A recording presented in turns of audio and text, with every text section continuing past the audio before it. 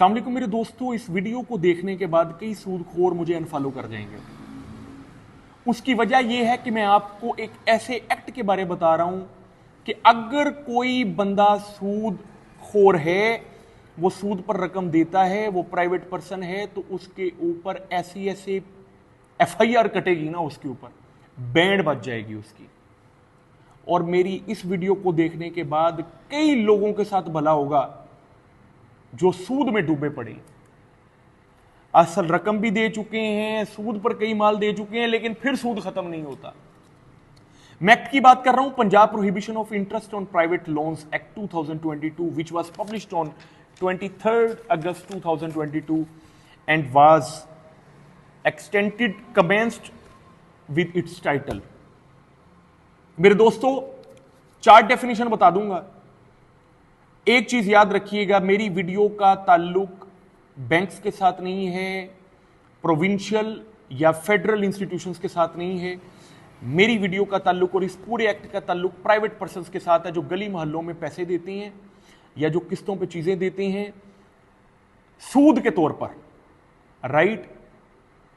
उन लोगों के लिए मैं ये वीडियो बना रहा हूं कि आपने अगर किसी बंदे को कोई पैसा दिया है, गुड्स नहीं, पैसा दिया है, और पैसे के बदले में आप ऊपर उससे सूद लेंगे, तो आपकी जो असल रकम है वो प्रिंसिपल अमाउंट है, और उसके ऊपर जो भी रकम आप लेंगे वो इंटरेस्ट है।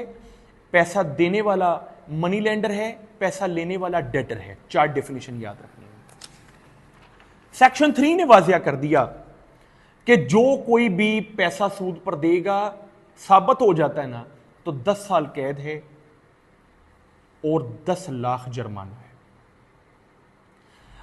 ना सिर्फ सूद पर पैसा देने वाला इस मुजरम में शरीक होगा, बल्कि अगर कोई मशवरत कर रहा है, कोई अबेटमेंट कर रहा है, कोई आपको गाइड कर रहा है, को जाके सूद पे पैसा ले रहा है, और पता लगता है बाद में वो बंदा उसके साथ मिला हुआ था, अबेटमेंट जिसने किया उसके ऊपर भी 10 साल की कैद है। सेक्शन 4 ने वाजिया कर दिया।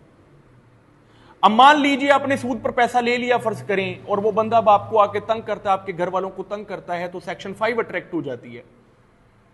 5 साल कैद, 5 लाख जुर्माना, चस्पुटी गई है।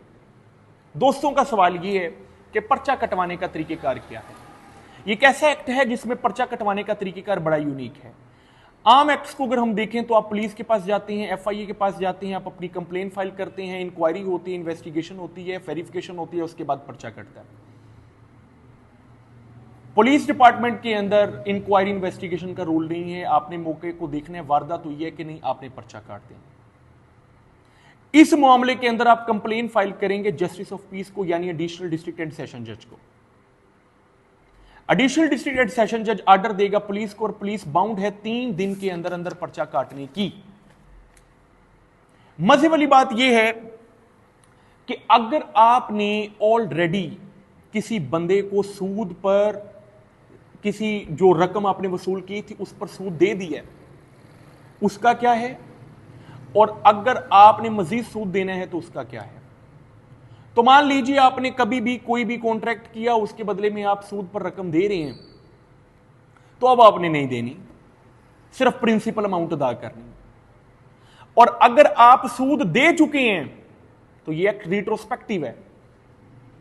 अगर आप सूद पर रकम दे चुके हैं तो आप उस बंदे को जितनी रकम दे चुके हैं वो यही तस्वुर की जाएगी कि आपने असल रकम दी है, सूद वाली रकम नहीं दी। तो इसको समझिएगा कि अगर आपने किसी से 1 लाख लिया और उसके ऊपर 50,000 सूद था, आपने 50,000 दे दिया है, असल रकम 1 लाख अभी भी पड़ी हुई है, लेकिन आप इस एक्ट का इस्तेमाल करते हुए 50,000 असल रकम में से कटवाएंगे। अब आपने सिर्फ 50,000 वापस करना है।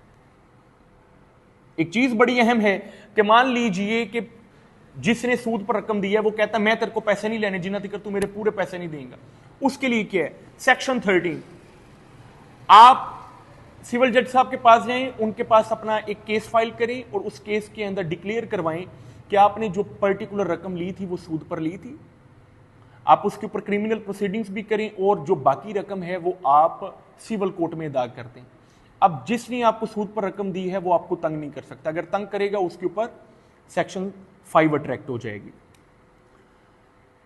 मजे वाली बात यह है कि ये ऑफेंस जो है इसकी जमानत नहीं है, नॉन बेलेबल ऑफेंस है, इसकी सुलह नहीं है, नॉन कंपाउंडेबल ऑफेंस है, इसके लिए वारंट की जरूरत नहीं है, कग्निजेबल ऑफेंस है। पुलिस आपको मौके पर उठाकर ले जाएगी, उसको वारंट की जरूरत नहीं है।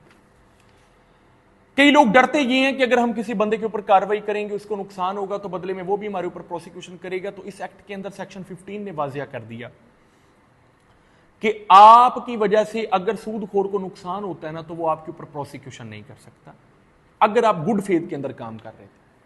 सवाल ये उठता है कि इस एक्ट का गलत इस्तेमाल भी हो सकता है। कई बंदे हैं उन्होंने रकम ली है कारोबार में इन्वेस्टमेंट करने के लिए और वो बाद में कहें कि जी मैंने तो पैसा सूद पर लिया हुआ है, इस बंदे को तुमने, तो ऐसा नहीं होगा। अगर पता लग जाता है कि आपने गलत कार्रवाई की है तो आपके ऊपर बिल्कुल 182 की कार्रवाई होगी, झूठे पर्चे की। किसी बंदे को ऐसा लगता है कि मैंने तो यार सूद पर रकम दी नहीं थी, मैंने तो इसको कारोबार में इन्वेस्टमेंट के लिए रकम दी थी और उससे मैंने लेना था प्रॉफिट, ये नाजायज इस्तेमाल कर रहा है इस एक्ट का, तो वो बंदा अपील में जा सकता है। अपील के लिए सेक्शन बड़ी वाजिया है और वो सेक्शन है सेक्शन 12। आप अपील में जाएं, आप ऑपरेशन सस्पेंड करवा सकते हैं।